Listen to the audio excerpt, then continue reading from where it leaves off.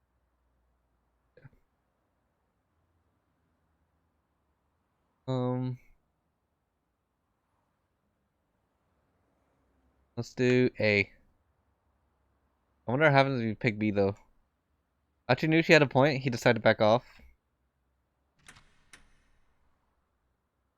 Just then, a bit of light shone into an alley above him. Looks like someone. Wait. I can't even jump to Thomas yet. Looks like someone on the adjacent. What? Building's upper floor had turned on the lights. The light illuminated Hitomi's face. When Achi saw the look in her eyes, he reconsidered his decision. He was trying her hardest to hide it, but she was clearly terrified. No way I was letting her go back there alone. Still, if he tried to insist, she would only refuse him again. Hitomi? Humor me for a second here. Tell me, what's the proper way to dispose of a plastic bottle? She stared at him in surprise. The fuck's you saying? Oh, well, first you remove the cap and the wrapper. Then you rinse out the inside. Crush it. You doing all that? Actually, a lot of breaths you've been holding. See you guys later. We'll try to study a bit. Alright, later, Mars. People-tastic time. Peace, peace, peace.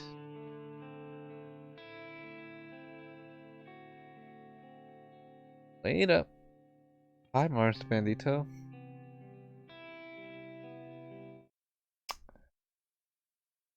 Hey.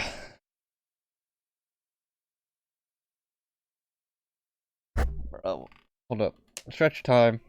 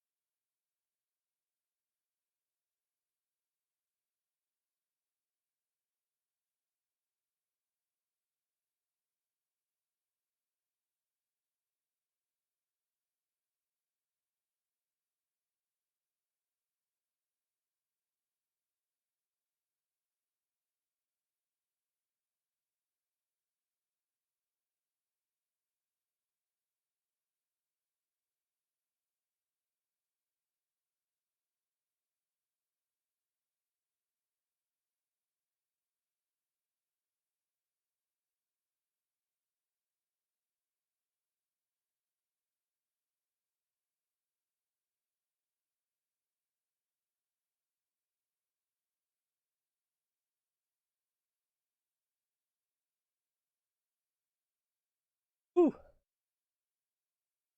I want to use a and stretch. Okay. Actually, a lot of the breath as if been holding.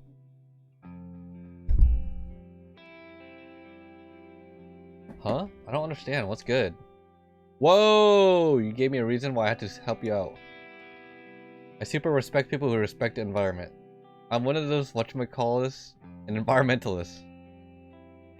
Why'd you point at his mean, clean t-shirt?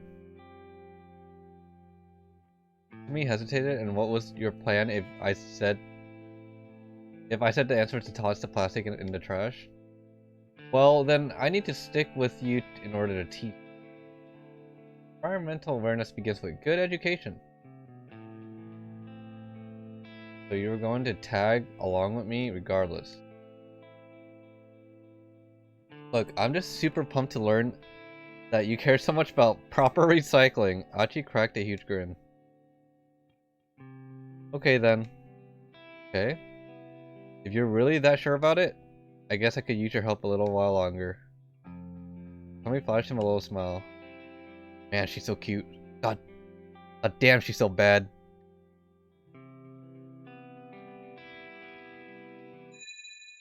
What?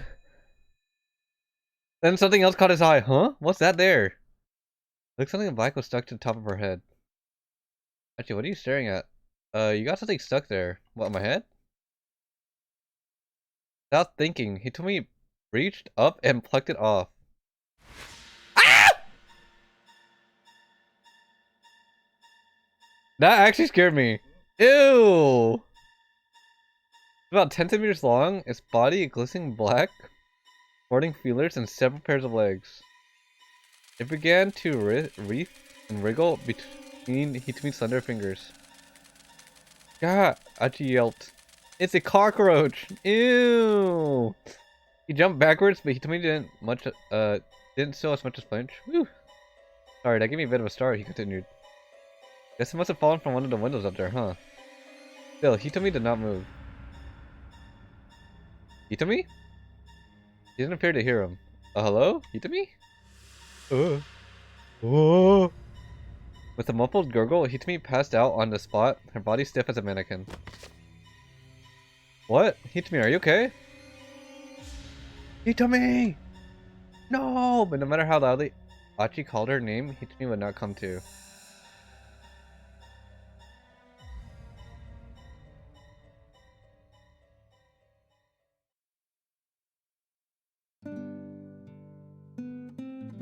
Wait, what? I got a bad end. From that day onward, Achi devoted even more of his time and energy to collecting trash. It became his personal passion to see that his city was a clean one, devoid of cockroaches.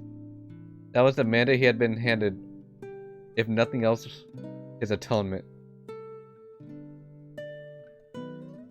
No, he told me. I got the bad end. The cockroach ending. Hitomi passed out the cockroach onto her head from out of nowhere. Well, not out of nowhere exactly. Hitomi and Achi were right underneath Nokane building, where they were selling burning hammer. A cat and a cockroach had been fighting it out on one of the upper floors. The cat was victorious, but if it had run away instead, things would have turned out differently down below. Okay, so we can't continue that yet, because we must go to Tama.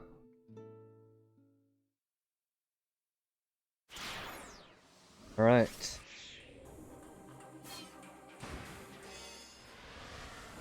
Tama time.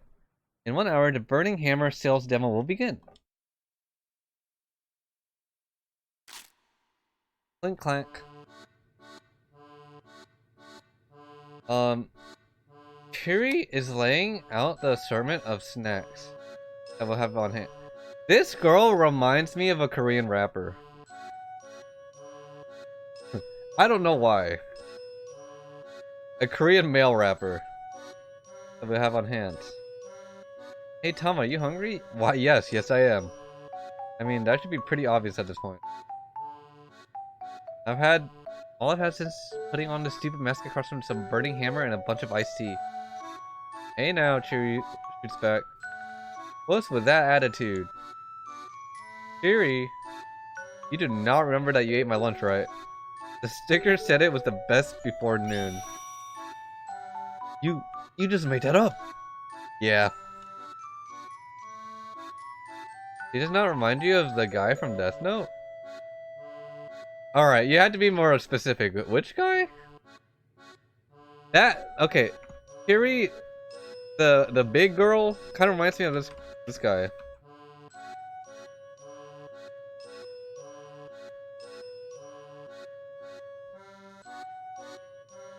Reminds me of this guy. Fucking swings. Why is his name Swings?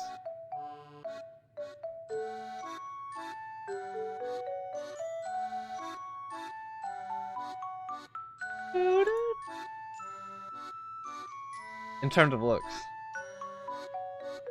I haven't watched Death Note, so I probably don't know. Yeah, you just made that up. Okay. Look, you wanna... Look. Previous time blocks are shown above. Protagonist action can only affect other protagonists within the same time block. When you make him mad, he swing. Look.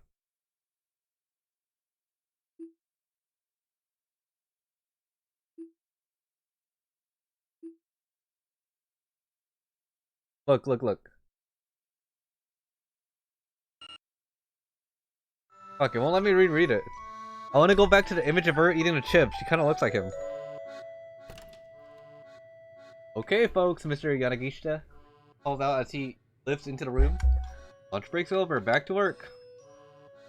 I don't feel like I've worked or had that much of a break. If anything, I'm even more mentally exhausted than I was before. There's a box of Anagachi toys in the storeroom on the 3rd floor. Mind bringing those down? Anagachi, I asked. What's that? The name makes it sound like some sort of product knockoff.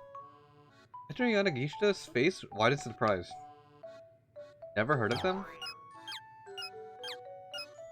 Tamagotchi! The digital pet game. Oh, Onago. Portable. Wait, I can raise an eel. Never heard of it, I say. Well, I guess maybe a lot of people in Japan haven't heard of it yet, but it's all the rage right now. With youngsters over in New York City. NYC. Oh, he must mean New York City. It's proper New York? Really? Anyway, I did some quick checking, and that's what I learned. So last month I bought a whole bunch of them. Once again, you were swindled. Yep. Ouch. Cheery dropping the hard truth. Hey, Mr. Yanagishita lets out a pathetic whimper. No! Like that, his confidence evaporates. He starts muttering to himself. Why does his tears look so fake? That sounded a little fishy, really. I mean, think about it. Why would kids in New York would be interested in raising eels from Tokyo Bay, he mused. What appeal would an eel character even have anyway? None. That's what. I should have known that. I did know that. Then why'd you buy them? This farce is getting tiresome. Anyway, Yanagishita continues. It's gonna cost way too much keeping them in storage. I was gonna let the recycling guy take them. Oh, cool. I might as well tell you since you're here. But we're in the works of bringing back Doki Woki Pokemon. But I do not know how to go about it because we are not gonna do it the same as last time. I want to try to find a system and a way to make sure we finish the game. I just don't know how.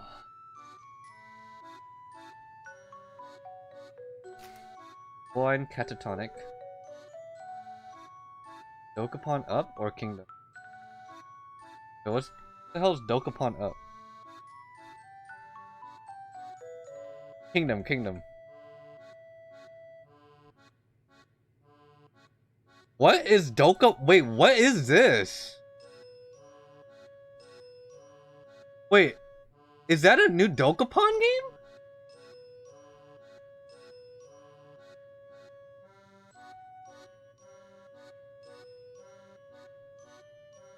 What the fuck? Oh, I need this. What the hell? I thought this game died. For this, not for a year release. Release date Japan December 10th, 20.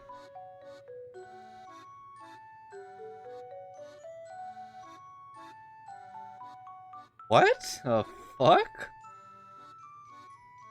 Well, I was talking about Kingdom, but this I'm looking at this real quick.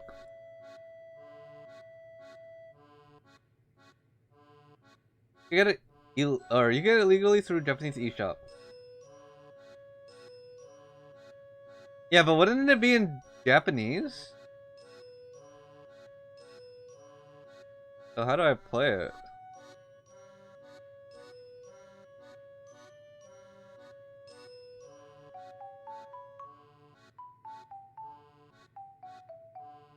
Yes. I guess I have to start learning Japanese. Wait a fucking minute. The game features several playable characters featured through Utoare Uromono series that can be used in online, offline. These are all the playable characters. The fan translation version? Wait, how do you get the fan translation version?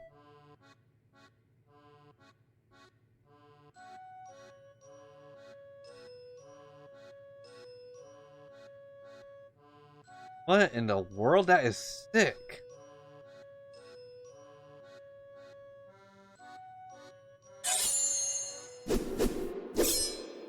RPG reviews don't come on up. Mugen no Roulette.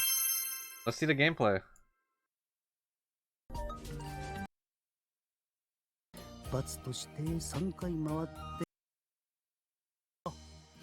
think you have to use an emulator. Oh. Wait, we could do that. Well, if you give me the fan translated version, we are doing it. 主様。世は大事ないぞ。私も異常はありません。There's a lot of talking though. This is not like. Where's the game?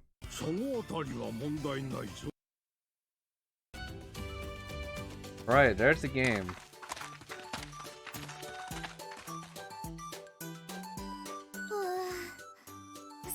The fashion profile you have to add to make Yeah, okay.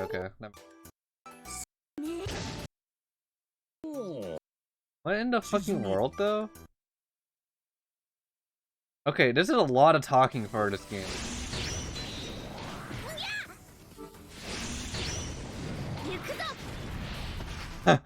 Is it me or the animation's fucking fast?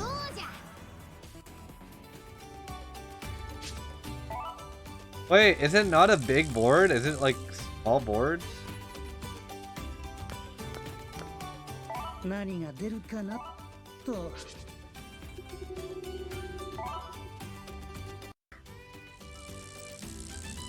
How does it work?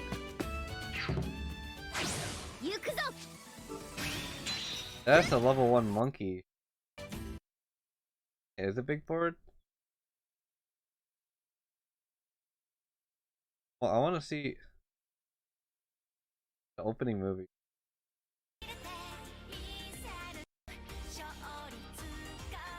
The starting area. That's right, you're right, Cold. I totally forgot about the starting area. Go on. I mean, okay, so what worries me is that, so it says you get to play as multiple characters, right? I hope there's still jobs in this game, though. You know what I mean? Because that would kind of suck if there wasn't.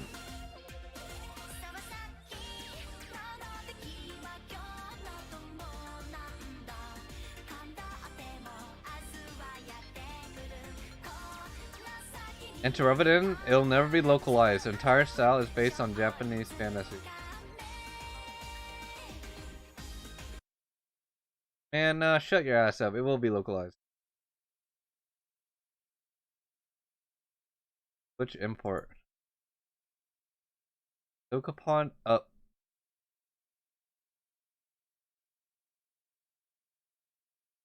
Mugen no Roulette's story. Gameplay. Okay, here's the gameplay. Here's the core series the same. As long as you played the recent Dokapon games like the Wii PS2 release or the one that DS has the game, if you feel familiar. Good. Atlas or another localization you get on this? I know. I think last time was Atlas. Player is where the real fun is at. Even though you will not be able to read everything, you will see which item affects which stats. You know how to find and equip things fairly easily. Player is way more enjoyable than the player for the average player. No real understanding of Japanese as long as they are familiar with the series. Or a friend in tow that connects or have a Japanese friend. Okay. Similarities to the older games are what makes this enjoyable at all. The new graphics and shiny fight scenes are fun, but not worth the hassle you don't have. The game has a cutesy, chibi aesthetic that lends well to the handheld play. Fights look crisp and clean. Decipher if you could read katakana. The fuck? Definitely a hard sell for someone that isn't fluent in Japanese, while the story mode is basically unplayable for your average English speaker. No! The multiplayer can be played with a little bit of struggle. That said, I can't really recommend this as an easy import. I had a very difficult time. I had a really difficult. I had a really difficult time deciphering things. I mean, how do you wait? Are there classes in this game?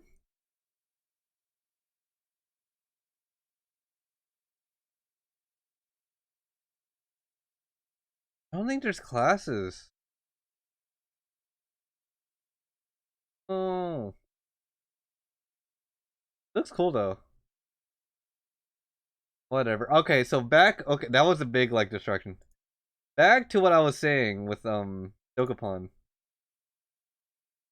I want to, what is it called? Bring it back, but in a way where the system it could be faster, maybe less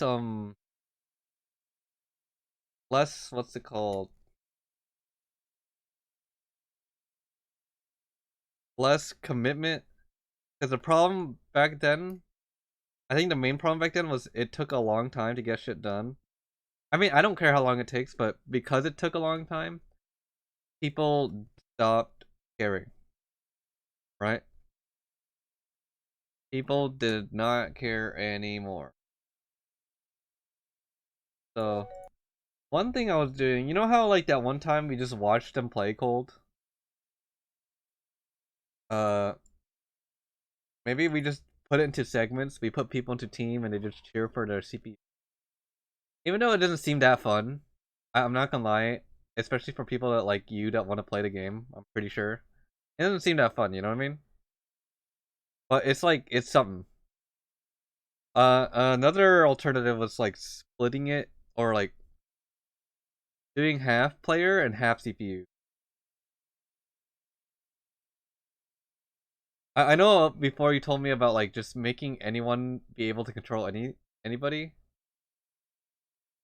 Um, I should you not. I don't. Even if that was the case, I do feel like people still wouldn't want to play. I could just see it.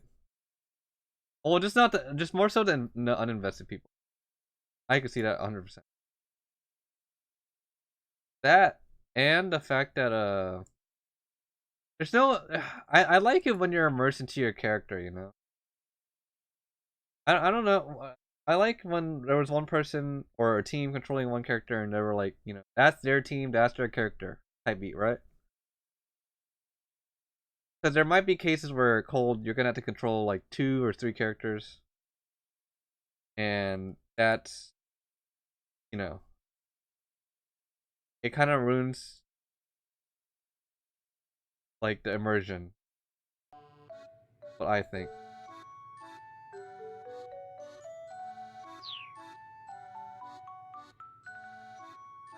Yeah, so I'm like trying to figure it out. I might do it on Friday. It might be like the new filter Fridays. That's why I said Doka Fridays. I agree with you there. Yeah, see, like if you just play as everybody, the fun, you don't really like feel attached to your character, you know. Um, what else? I do. If I were to do it, I would want to make it Fridays though, because Fridays is the long days, and just like chill days. Um, kind of difficult.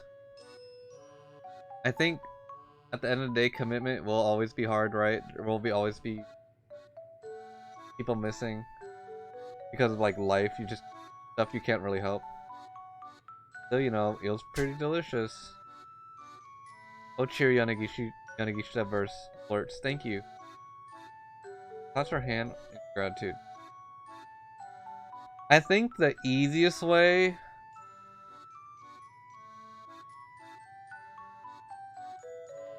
The easiest way, but definitely the least fun way to do it is just how we did it when I went missing that one time. I cannot believe I kept my stream on, but it was... I was streaming and I let the CPUs run the game for like 3 hours, 4 hours. I don't know how I got away with that. That's it. That's like the easiest way to do it, but it's definitely the least fun way because I think it's more interesting to see you guys make the actions.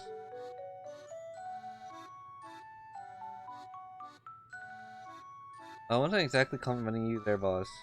But it's also the fastest way. They will definitely get stuff done faster. It's the same thing. There's a little bit of me in every one of my products. What? I got you an iron, one and the same.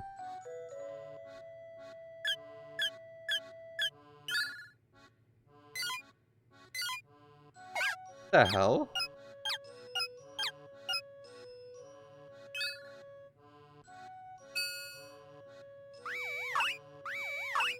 What in the world? Normal eel. You eat your what?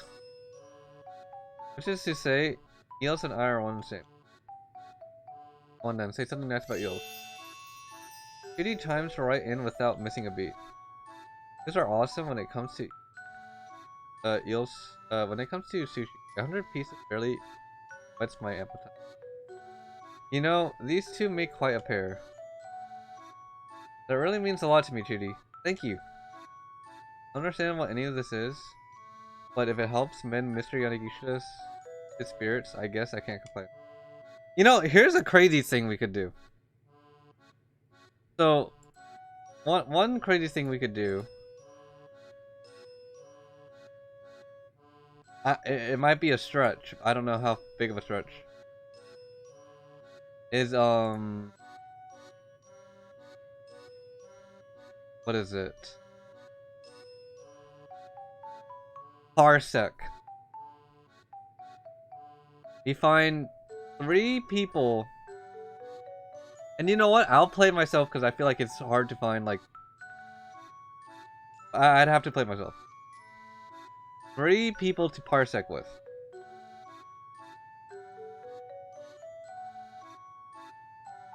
But then only those 4 get to have fun. I don't know. There's the problem again.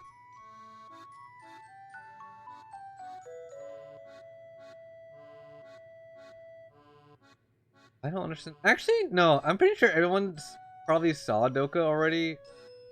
So if they really cared enough playing, then they would have, like, you know, wanted to continue before. I'm pretty sure this is just for, like, the niche people. And everybody else just kind of wants to watch. So I guess it doesn't. Then any of what this is about, but if it helps Mr. Yun, I guess I can't complain. Play some 2 devices and head for the store. Well, I'll keep thinking about it. What the fuck? Front door opens with a rough grating sound. Alright, where's the light switch? I phoned around the dark feeling for a switch box. My constant pause mute sensation. Even fighting that is difficult. I batted the wall willy-nilly into everyone. Eventually lights come on. Apparently I found a switch even if it didn't feel like it. What is this? Hell? The room is practically overflowing with shoddy goods. Yeah, it looks like child scribbling. An odd-shaped hat bearing the words "Grow 2 inches guaranteed." A sheep-looking pendant with this long tag says "Miracle Stone." Stones are nothing more than simple glass beads that are purchased at 5,000 yen. Like this, it's like this knockoff boneyard where cheap products go to die. They break away from their pathetic herd knowing their time has come, end in this graveyard of a store. Let's see, Anagachi. Yes. I quickly spied a cardboard. I catch a sight of a dark silhouette out the corner of my eye. Eek! I yelped. Ah! It's one of them.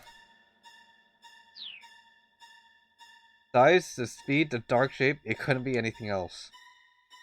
Peers back at me in front of the shadow of the Anagachi box, the faint light catching the luster of his carapace. Ew. Ew. But Cold, if you actually know the files to the Switch Dokapon, send it within the Dokapon channel or the link to it, and I'll try to find the original, and we'll do it from there. That'd be kind of interesting. Okay. If I see them again, I'll post them. Yeah. I mean, if you can't happen to find them, then it is what it is. You know, we just gotta pray for localization. I snatched up the cardboard box and make a run for it. I do want to see more of the gameplay though. Like, it in all the gameplay videos, it really showed nothing. Nothing of substance. Just the beginning areas. Ooh, I made it. I don't think it was hard to find. When I get back to the break room... I mean, so what's tricky for... I feel like would be to find is the original game though. You know what I mean? Let me see if I can find it on one of my sites. Okay.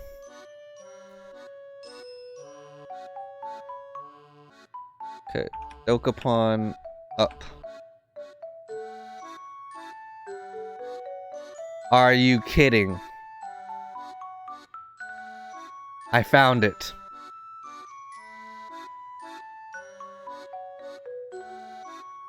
That was easy.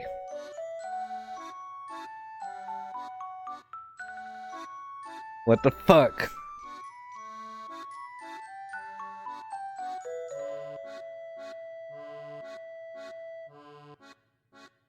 What in the fucking Sam hell? Okay. I think you need a certificate emulator for the Switch version. Really? Which one? I cannot believe it. I found it.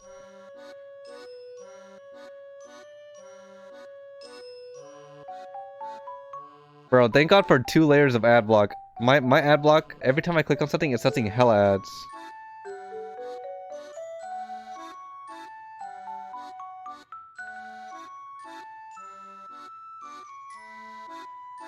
I think the site might tell you. Oh, you're talking about this one?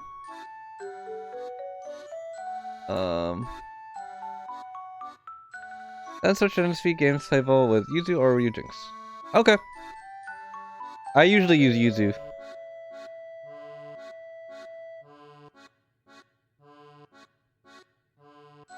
Cool.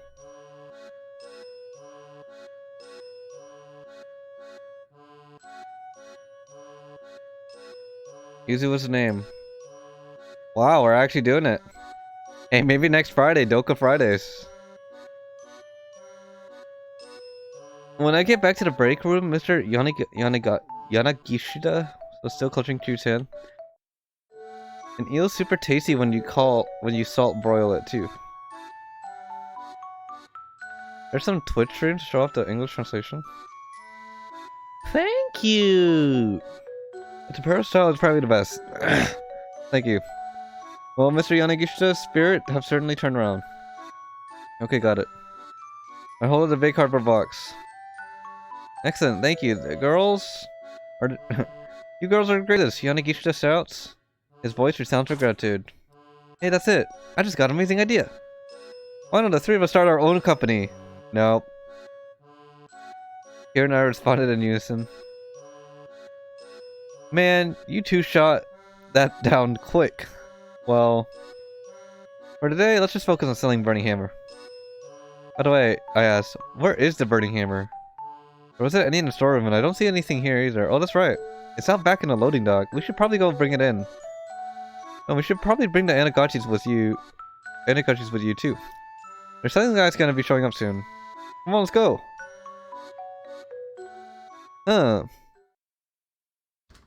So if the fan translation works, I honestly think I would do Dokapon, but I would do the story first. Cause that story kind of looked like it had substance to it. But the loading dock, it turns out it was empty. There's no sign of the burning hammer anywhere. It's gone, Mr. Yamagishi. Works for 95% of stuff. I mean, 95 is good enough. There's some stuff that you could kind of like fill in the blanks for, you know. Then his voice rises to a shout. It's gone! It's gone! Flying to a panic, he searches frantically for one end. That is so cool though that they continued the series, because I did not know. The last game they made was either Kingdom or what's it called? The other one. Journey. Whichever the most recent one was. And that was a long ass time ago. Okay, he heard it like at one end of the dock to the other, leaping into the air, even peering into the cracks. But no matter where he looks, there's nothing for there to find. It's right here a little while ago. Like right here, right here! I hear the sound of an engine revving outside.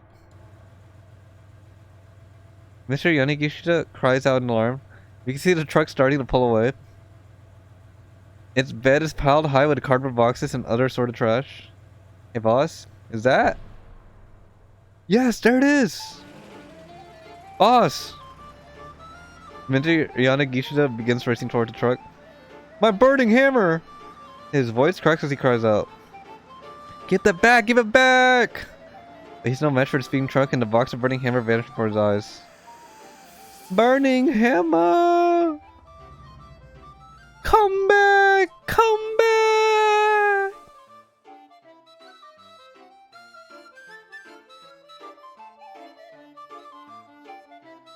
No way, Cold. That is so expensive. Where did you wait? Where are you finding that? $2,500. Wait, I want to sell mine.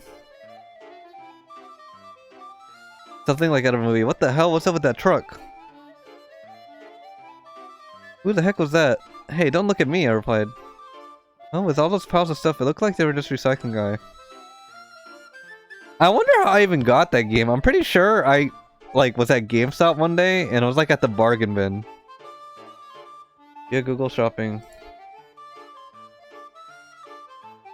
Wait, you know what? I wanna...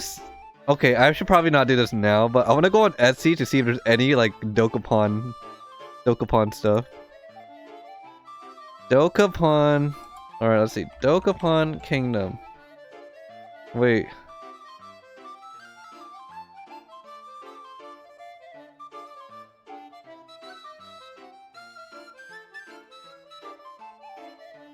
Okay. Now, I'm a little confused, though. Wait, hold up.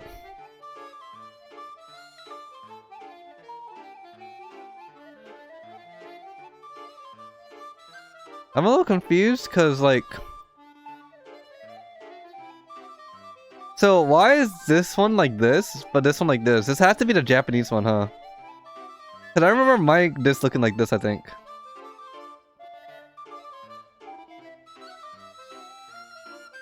Why does these two discs look different? Like, why is one colored and one just blue?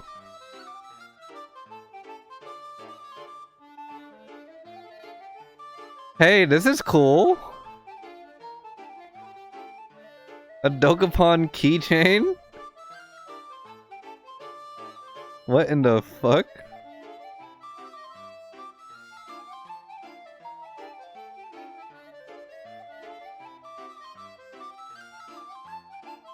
Where's Doka? That's not what we wanted.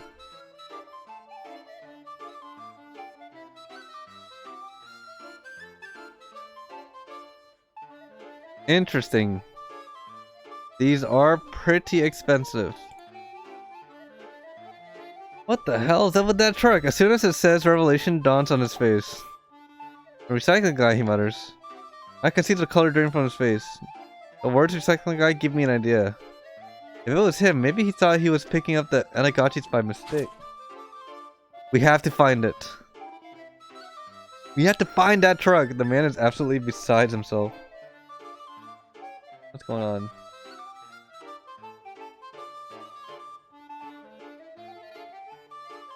Kiri, Tama. You two split up and try to track it down. Wait, why do we have to look for it?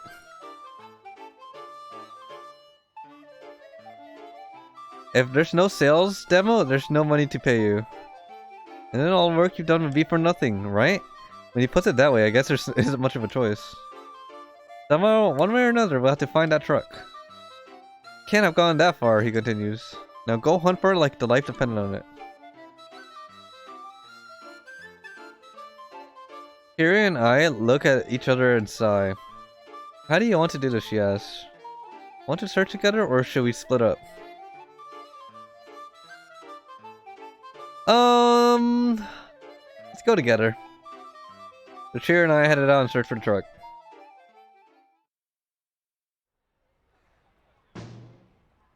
Oing, oing, oing. As we make our way down Center Gay, peering in all directions, I accidentally bumped right into a man who's out with his daughter. Oh, pardon me. I hop back to my feet and bow to him in apology. Ow! He bows at the same time and managed to bonk our heads together. Is that Toyama? And Hana? Her dad drops to his knees, clutching his head. The girl begins to wander off. What the fuck? Hana, wait! The man lurches his feet and rushes over after the girl. She seems like an odd kid. Only 10 or so, but strangely cold and distant for her age. As we make our way back down the road, Chiru's eyes light up at a cafe. Man, I'm super hungry, she mutters. Now, we must find that truck. Yeah, I know. I stride purposely along, though Chiri flashes an Idri Ilongo. Lingering look, she falls into a step behind me. Okay. Chiri and I wander around town for another 10 minutes or so. Wait. What time am I on right now? 12:35. But Achi's... Oh, Achi's done. Okay. But Achi has to jump.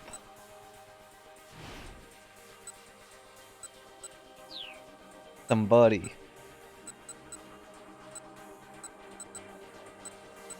once told me the world was gonna roll me. I'm not the sharpest tool in the shed. We don't see any sign of the truck though. Aside, is it really good and gone? Huh? I took a look.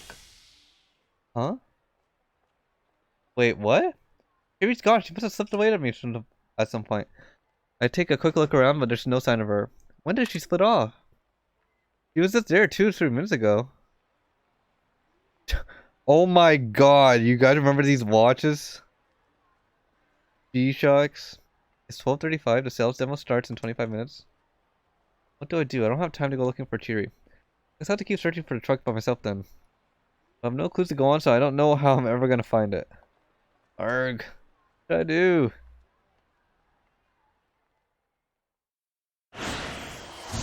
Okay, keep out.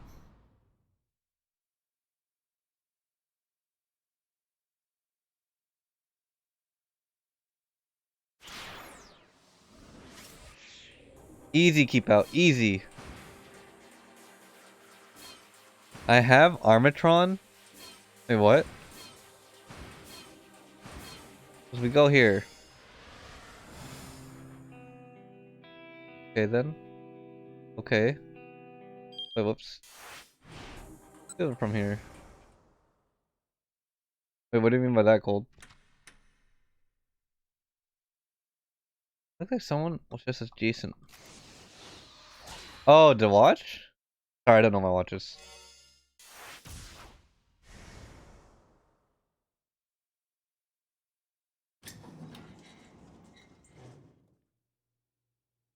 Why would it jump there?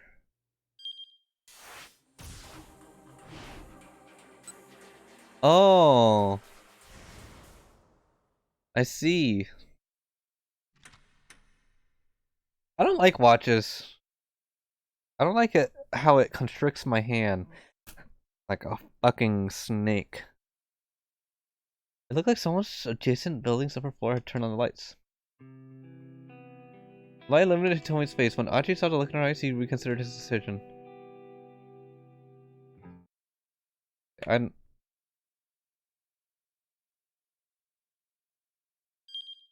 We're right here. Okay then. Okay? If you're really sure about it, I guess I could use your help a little while longer. He told me, flashing a little smile. Man, she's fucking bad. I wish the Wii U eShop sold Dokapon Kingdom. True.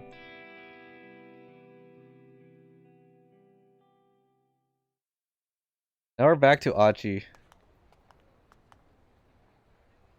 Sneaking out from the alley, Achi and Hitomi began to make their way along the side streets of Dokkanzaka.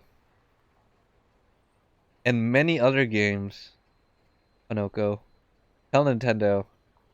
But, you know what's crazy, Cold? You know how, like, there's a lot of, like, games that are kind of being brought back and remastered or just getting a sequel? Maybe? Maybe? Or just like a port?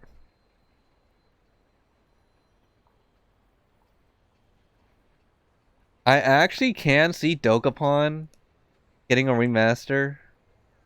Or the new one getting, like, I don't fucking know, I guess localized or something for the Switch. I see it. I see it.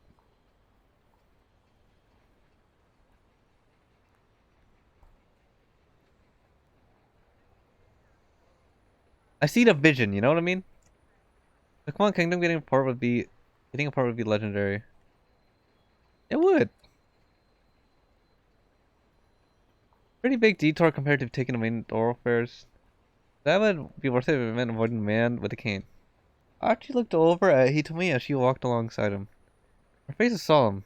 You could feel the intensity of her worries for her sister. Oh well, well, well. Look who we got. Look who's got himself a little cutie. Suddenly, the sudden call startled him. He spun around.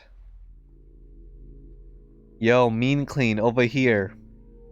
Archie spotted a young man up ahead sneering at him. The Goon Squad. At his side were two others. Archie recognized a lot. SOS. He told me a little nervous squeak. Archie? Don't worry about them. He led onward to attempting to stride right.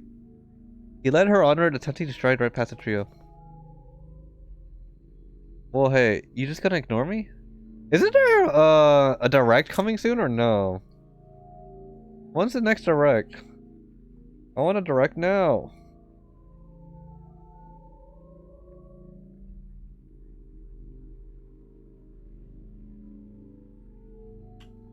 And from someone who used to be an old buddy, the three toughs moved to bar Achi's path. Oh, she hella fine. Extremely attractive. The etymology of hella is somewhat unclear, but its meaning is undisputed. Very. A lot of. Totally. Potential synonyms for hella fine include mighty fine, fine as hell, bangin'. Come on, you ain't gonna introduce us? Sorry, man, Achi said. I'm in a bit of a hurry here. He gave him a tepid smile. Big car, huh? Where to, some Hotel in Maruya Yamacho? Maruya Macho. George another claimed. She a screamer, Achi? Achi. Take a stereotypical way to poke fun at a would-be Elmer's couple. Now take Achi's name. There you go. They burst howling like a gang of monkeys. I'm not gonna lie, I would be laughing too. One of them cackled like a grinning idiot. Okay. Achi felt his anger boil. There was too much at stake. He was just going to have to suck it up and ignore him for the time being. Gritting his teeth, he tried to slip past him, but the largest of three grabbed him by the collar. You ran out, man. Suzumi's the one who runs this town now. You got no right to keep acting like you're the boss. He shoved Achi up against the wall. Says who? Achi asked. Suzumu? Said what now? Did Suzumu say I've got no right to act like the boss? Bitch, please. Suzumu ain't got time to worry about your sorry ass. Is that so? Who the fuck?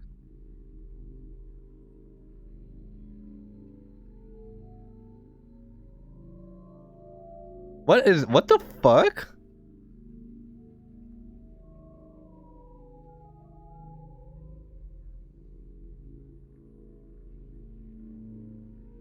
What is this?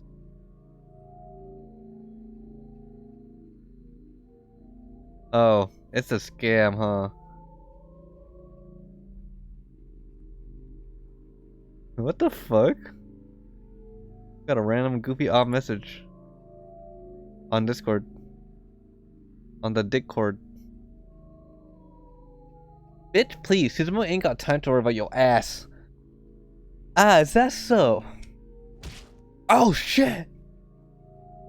Achi's fist flashed out, catching the man clean on the jaw. He dropped to the ground with a dull thud. So tell Suzumu this. Everyone in Shibuya needs to just play nice and have fun.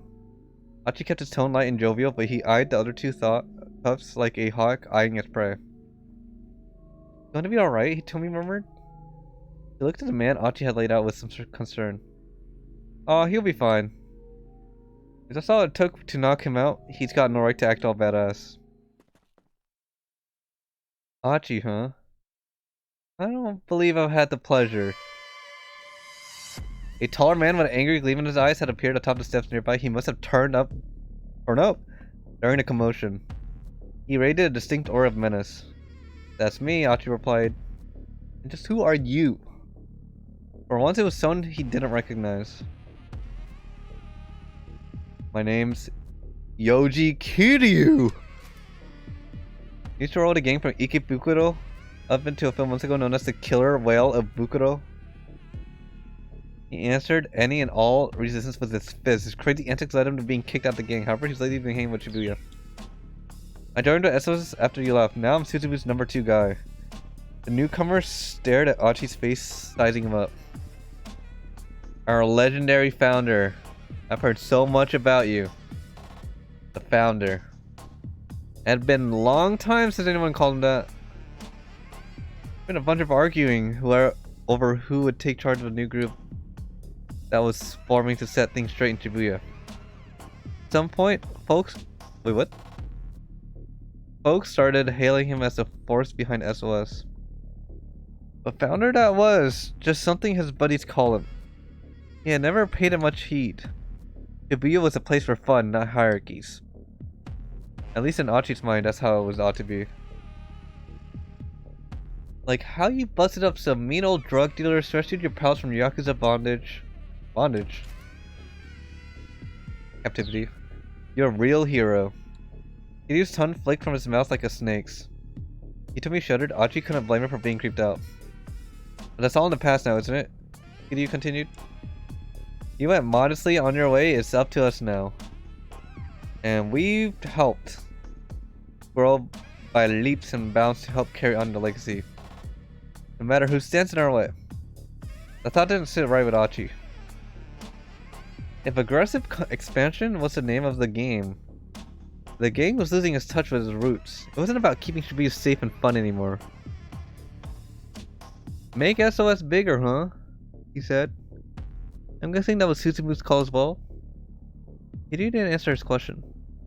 His mouth merely twisted into a knowing sneer. "In any event, I think these boys need to be taught a lesson in manners. The guillotine ought to do the trick." A capital punishment device invented in the 18th century? What? The other gang members started in alarm. "Whoa, hey, just calm down, man. Please, anything but the guillotine." Kiryu pointedly ignored it, please. "Whoa, hey, what's the guillotine?" Achi asked. Kiryu smirked. The guillotine is...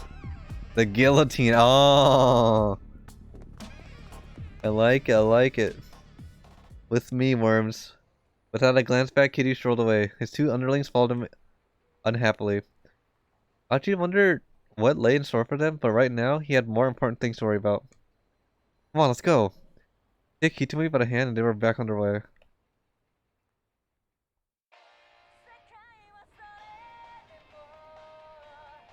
Oh, Hitami perked up. That's me! She reached into her pocket and took out her phone. Huh? She stared at the screen with consternation. What is it? Archie asked. It's an email from Mr. Tanaka? Who's Mr. Tanaka? He works with my father. I'm not sure what I should do. Archie remembered that the criminal had warned her against contacting her family or the police. He seemed reluctant to even open the message. Sure, it's fine just to read an email, he said. Besides, he's not the police and he's not your family. Yeah, you're right. He told me to scan the message anxiously. Sounds like he's worried about me, she said. Then does he know about the kidnapping? Yes, I know my father trusts him. He's always been so... We cut herself short. So, it was clear to Archie that she and Tanaka person had some sort of close relationship. I wonder if it's safe for me to let him know what the situation is. I think it should be. I mean, the kidnappers aren't gonna know you sent an email, right? Tommy began typing out a response. Archie watched over her, wild speculations running through his mind. There was no way a mild-mannered young lady like her could be dating one of her father's coworkers. I can't jump there yet.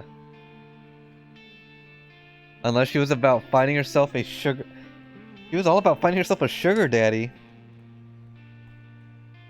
No, he's being ridiculous. Archie banished the thought from his mind. Besides, Hitami's personal life wasn't the problem right now. The problem was the cycle with this cane and the gun. Something wrong, Hitami asked? He finished sending an email. Oh no, nothing. Nothing at all. Archie did his best to look nonchalant. It was a good thing she couldn't read his mind.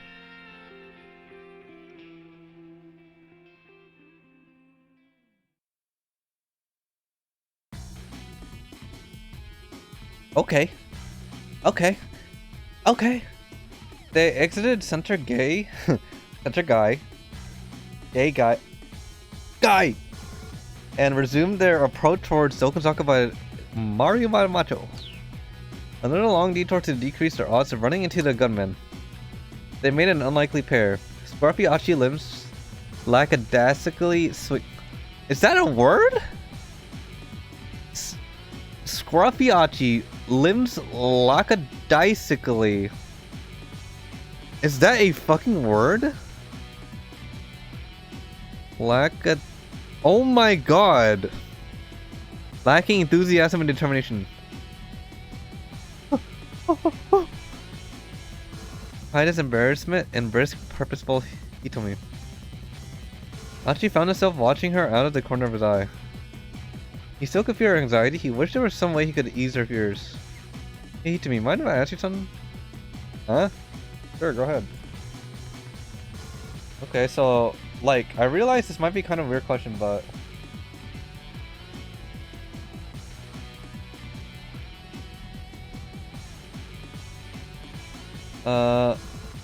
He put on a serious face. What does the eco and eco-friendly mean? Huh? Like, I know about helping the earth and all, but I don't know what it means, really, you know? Hitami thought for a moment. I'm pretty sure it's for ecology. Hey, what up, Puncher?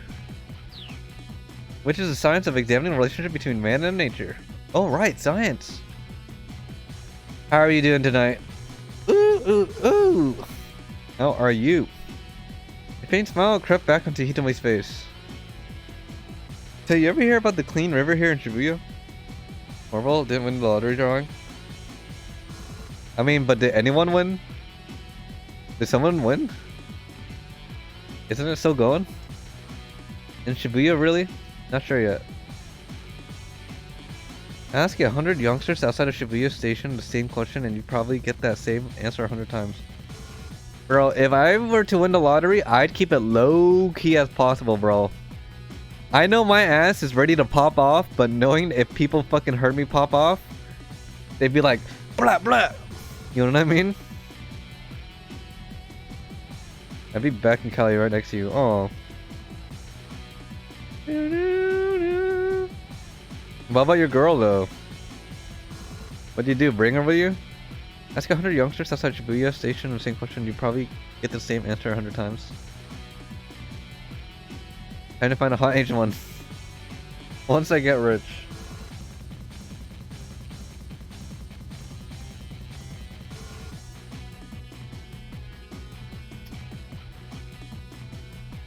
My man. Yeah, the Shibuya River. You know that drainage channel we saw earlier? Wait, what? That's a clean river you're talking about. I'm saving the logs, by the way. Your logs are saved. By no reason, definition was the Shibuya River anyone would call clean. That's the one, Achi grinned with her confusion. See, the river used to be clean a long time ago. Bro, you don't want Cali girls. Trust me, bro, you don't want Cali girls. They bad. But they're not like bad. They're like kind of bad. Popular monthly magazine, previous to SSB. The series has been running for 29 years now. But the Strike Back appendix is still immensely popular with the children. I used to have that book, Hitomi chirped, her eyes wide with excitement. See, now you're looking for a girl like this. Goofy ah. You're talking about that bit with the river that got turned into a song, right? Yeah, that's the one. You read it too? I did. Achi felt giddy Russia and unexpected connection they shared. Imagine if there was still a clean, beautiful river here in Shibuya. It'd be the perfect place to take a romantic stroll. Hitomi looked up at Achi. She seemed to share his joy in this idea. Wouldn't it be amazing, Achi said? If that dirty little channel could be clean like it used to be, it would. Maybe as amazing as the look on Hitomi's face right now, Achi thought. No, say it out loud, bitch! Say it out loud! Hitomi, tell me the more I called you stuff. Hit me with whatever you got. He seemed happy to oblige, and so they walked along. Hitomi explained the bits of knowledge she picked up over the years. Achi was quiet, hanging on her every word. The return to Zoganzaka became an impromptu environmentalism lecture. Wow. Hitomi continued until she exhausted her ready knowledge. I just don't get it. Achi grumbled when she paused at last. I mean, why is it a bad thing if the planet gets warmer? Why is it a bad thing? Wouldn't that make winter places like Hokkaido way easier? Wait, never mind. I said that rhetorically, not like real. Like, not really. You see, because if the whole planet gets warmer, it'll cause the whole ecosystem to collapse. True. Achi racked his brain. And the ecosystem was what again? Where am I? 225. Wait. Bad end for him. Is that like a solar system? Images of the cosmos filled his imagination. No, not really. Tommy said it's more like a sound system then. Not really. Oh, but anyway, you're saying the problem is with the, what was it again? Carbon monoxide, dioxide? Yeah, that stuff. I'm gonna have to cut down on that. Sure. That settles it, Achi declared proudly. No more soda for me. Soda? Hitomi asked. Yeah, that's carbonated, right? I love this guy, dude. This guy's so fucking funny. Hitomi bursted out laughing. Bro. What? I'm serious. You don't think I can do it? I'm sorry, Hitomi, catching her breath. It's just... Her face froze, her mirth abruptly vanishing. Oh no. Bro, is he there again? Huh? Achi stared at her face in alarm. What is it? Mr. Assassin! Bro, his appearance isn't even scary anymore. It's just kind of funny. The man with the cane bearing him down on them. Oh, come on. You have to be kidding me. He grabbed Hitomi's hand and ran. This time he headed for the main road, hoping to get lost in the crowd. Hitomi struggled to keep up. She was exhausted after all the earlier running. You can do it, he told her. The guy's got a cane. We can outrun him. The assassin was still hurrying after them. Once we get around the next corner, we'll be out on the main road. Yeah, okay. She's trying to get her words out. Bit by bit, her feet were slowing down. How did... Okay, I'm not gonna lie. Tokyo is a freaking big ass place. How the fuck are you fighting them? Every single time. It was under 50 meters or so on the main road. I feel like if you played hide and seek in Shibuya, it'd be impossible to find anybody. You could play with 100 people, it'd still be impossible. Achi realized that they might get caught before they got there. Sorry to me, he exclaimed, but I gotta do this. He scooped her up in his arms. Eep! By the time the squeak had escaped her mouth, Achi was already running full out. Achi, please put me down. Don't worry, you're super light. Oh, shit! Achi glanced back and saw the assassin now far behind break off his pursuit. But just as they rounded a corner, he heard the man call out to them.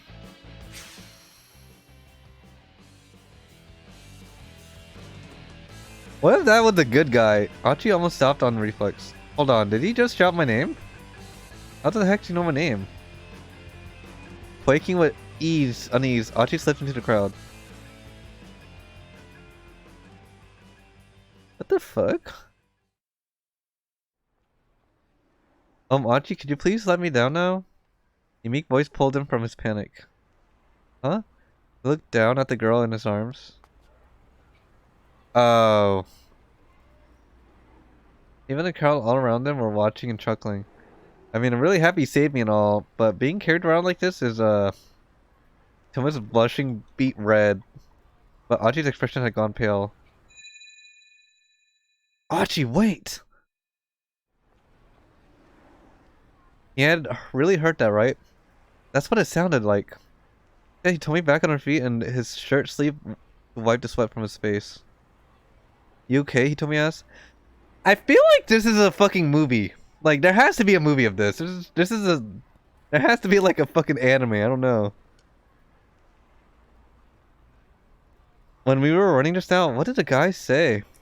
Now that I heard it. Ooh. So still.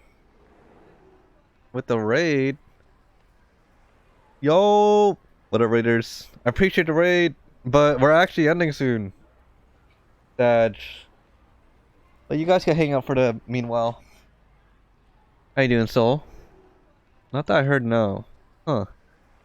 Did he just imagine it then? Dropping off the kids at Melita Daycare once again. Why is it always dropping off the kids this, dropping off the kids that? How about you pay for their child support? Huh? Maybe Achi was sure he didn't recognize the man. Shout out to Soul Steel.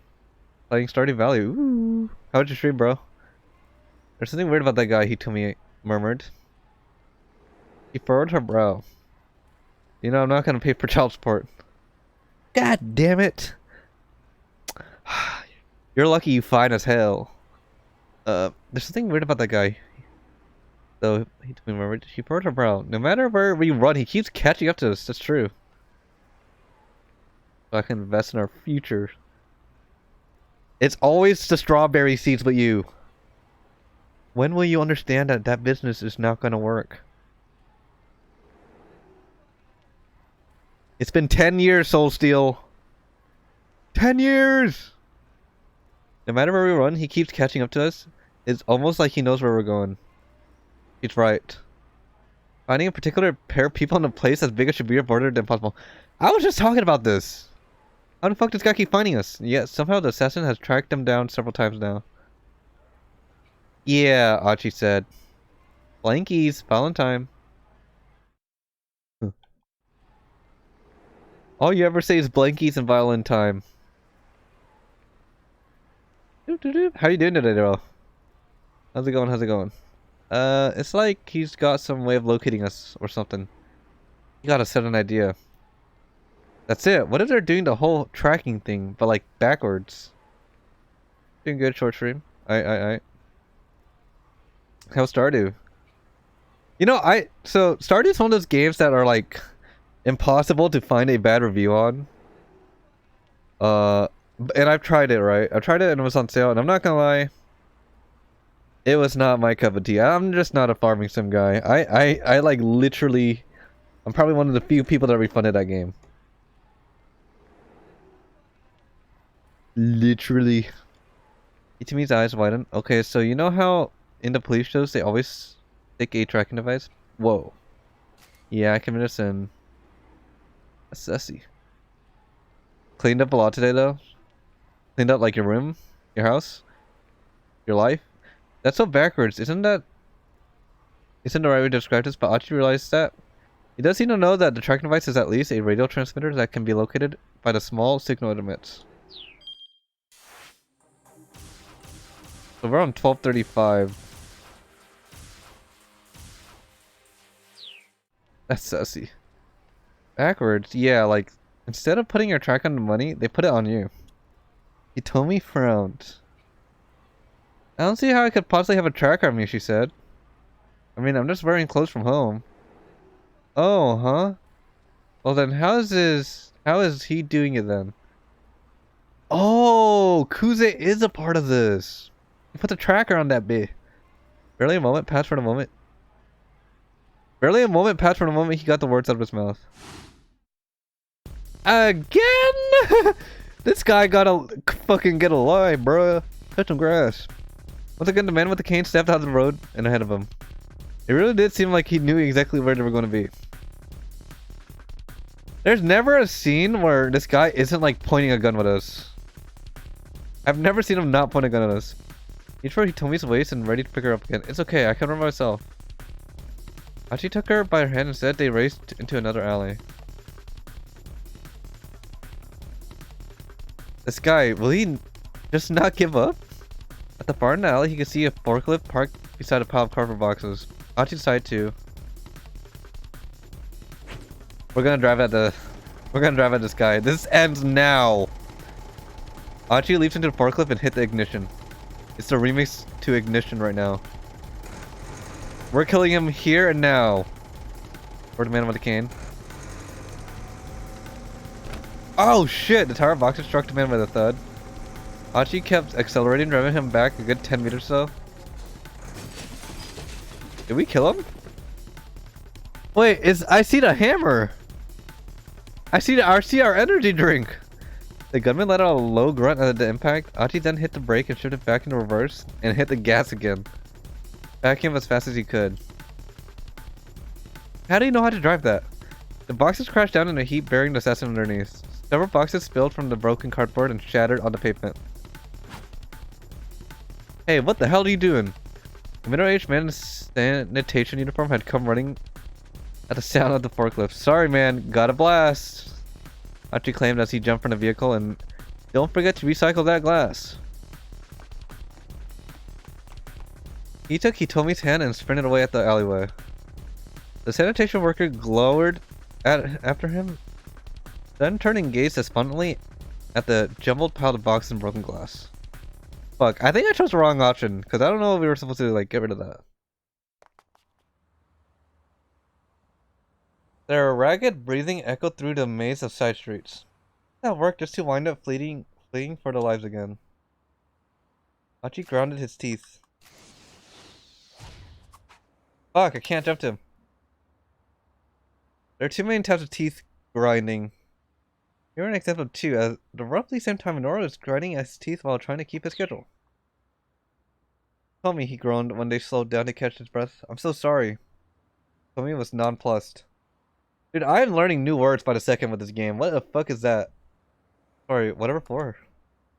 I keep saying how I'm going to help you, but instead I just keep putting you in danger. Achi, no. If you hadn't been with me, I'm sure they'd already be dead. No! Achi hurried to cut her off before she could finish. Don't go there, please. He sighed and spoke again more quietly. I just want to help you. Touching her fist and looked up at the sky. Tiny silver of blue was visible through the narrow gap between the buildings. Hitomi hung her head. What? Honestly, I can hardly believe how much you've done for me. I do appreciate it, but still. The lengths you've gone to? Achi looked at his feet, then drew himself up. Well, I admit it's not just because of some guy instinct or your love for the environment, he said. There's another reason I'm doing this. There is? Achi paused searching for the right words. I've got a little sister. Her name's Suzune. She's cute and smart and kind of exact opposite me, you know? His voice took on an uncharacteristic solemnity. But she's got a weak heart, so she's in the hospital. No, oh no. Oh, I'm sorry. You hear about that? But what does that have to do with wanting to help me? Back when Suzune was first admitted, I'd go and visit her every day. What? Was she...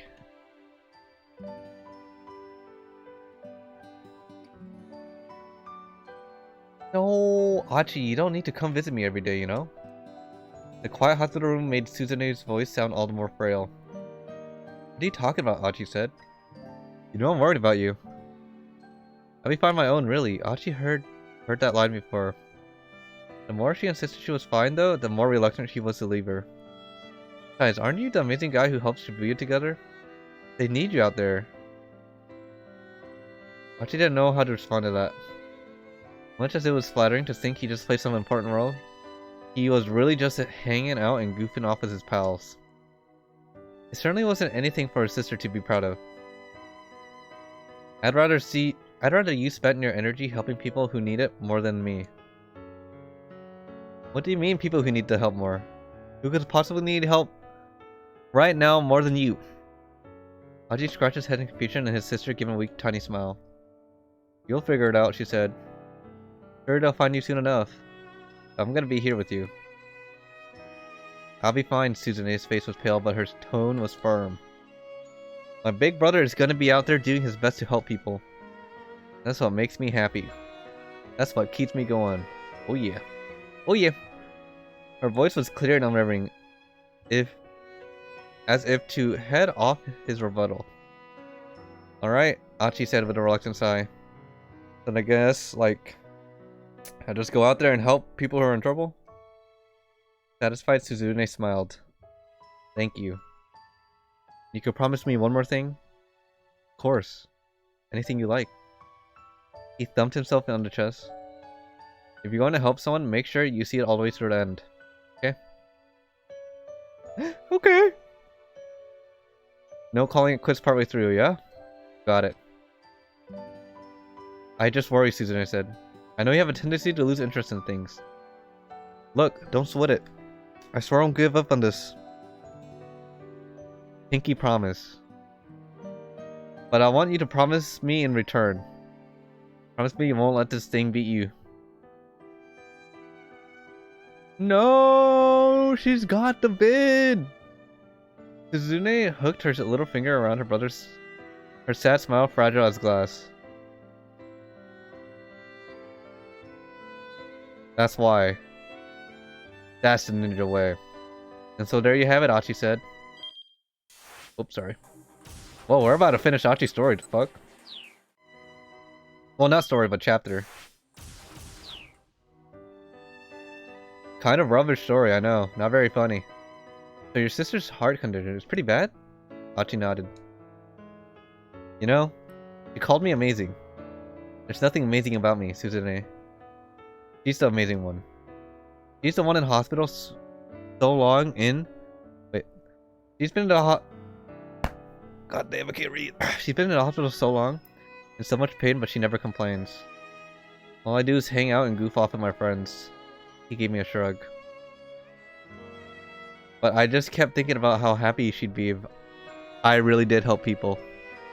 And it turned out that finding people in need hadn't been all that simple. The only helpful thing Achi had been able to think of was going around picking up trash. That's why Suzune's idiot brother left SOS to be Shibuya's garbage man. My man, Achi! Your friends know, Hitomoe asked, about your sister? I didn't tell them. I don't want to pin this on her being sick. Oh, I see. At least now Hitomi understood the fight with the locals, or local toughs, had been about. The sound of approaching footsteps jerked them back into the present. The man with the cane appeared at the end of the alley. He raised his gun. There's no time to flee. Achi quickly stepped in front of Hitomi. If you shoot us here, people are going to come running, he said. I guess you don't want to get pegged for murder. The assassin didn't flinch. Stay out of my way, Achi. This time there was no doubt. The gunman had spoken Achi's name loud and clear. How do you know who I am? The man stared at him through the sights of his gun. He has to die, Achi. It's for your own good, Achi. What does that mean? Hitomi whispered. What's he talking about? Things were counting at him too fast for him to pursue process. To Kung Fu Animo. Funny enough, this guy does know how to fight. Achi's mind was a whirl. What have you been up to, Zayden? What? Things were coming at him too fast for him to process. I don't know this guy. Were you lurking this whole time? Thank you. Hitomi, please, you have to believe me. But Hitomi took a doubtful step away from Achi. The assassin didn't miss his opening. He quickly aimed at her. What the crap, man? What do you mean killing her is for my own good? Once she's dead, you'll understand?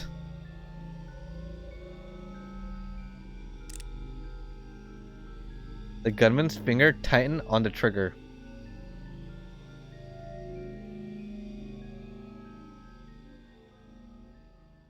To be continued. Damn. That's Achi's storyline. That's pretty goddamn good. Holy fuck. I feel like there should be a movie for this, but...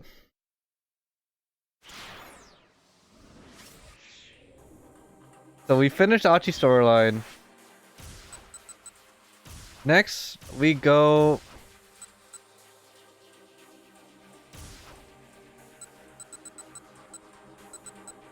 I think on Sunday, because we're gonna stop you here. We'll start Minorikawa and Osawa's storyline. He was over here. Kano, he got the bad end, he dead. But we just need to hit to the right place first. Kano-chan. How is Kano's already at 12:30? I feel like he didn't do that much.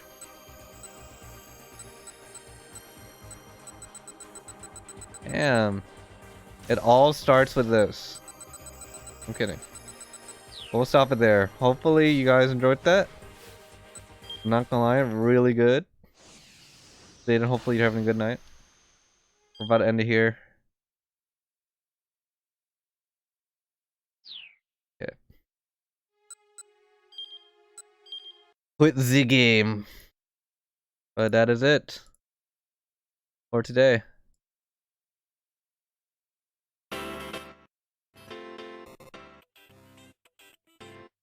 I hope y'all had a good Friday.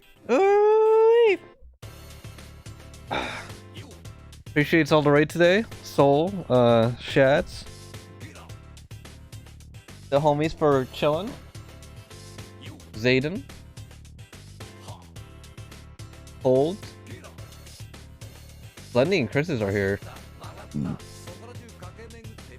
I see Scarecrow. Crypto. Ooh, my fucking... Ooh. Tomorrow's a break day. Sunday I'll be back with this. After this game is Digimon, another visual novel. A lot of visual novels recently, but pretty excited for that. This one's really good. Break day. Isn't this? No problem, Ming. Always got to be around. Sure. Hope y'all had a good Friday. Going Zayden. I'm gonna call it right here. I'm tired and I'm hungry and my voice. Bro, I've read this. Playing a visual novel is no fucking joke, guys. Holy shit. I mean, it's weird because I talk non-stop on stream, but for some reason reading it is a lot more like exhausting. Like reading instead of just like talking. 611 Daisuke. Thanks for follow, buddy. Ayo.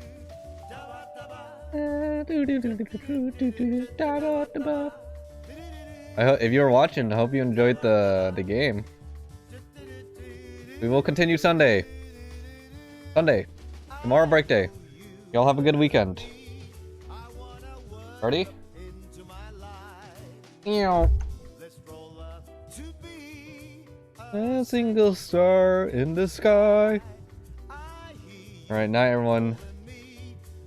See ya Cold, see ya Zayden, Soul, Crypto, Sunday Curses, Scarecrow. Anyone else that was in here? 611 Daisuke. Appreciate the follow, buddy. But more Shibuya Scramble Sunday. Let's see what goes on Sunday. Getting real good. But now I go. Let's go. Bye.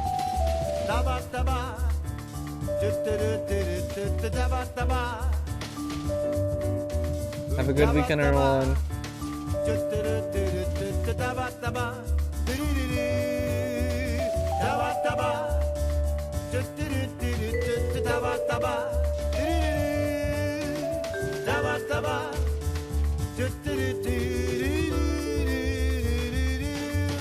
I'm so in love with you. I wanna wad you up into my life. Let's roll up to be a single star in the sky. I need you to feel me. I wanna wad you up into my life. Let's love up to make a single star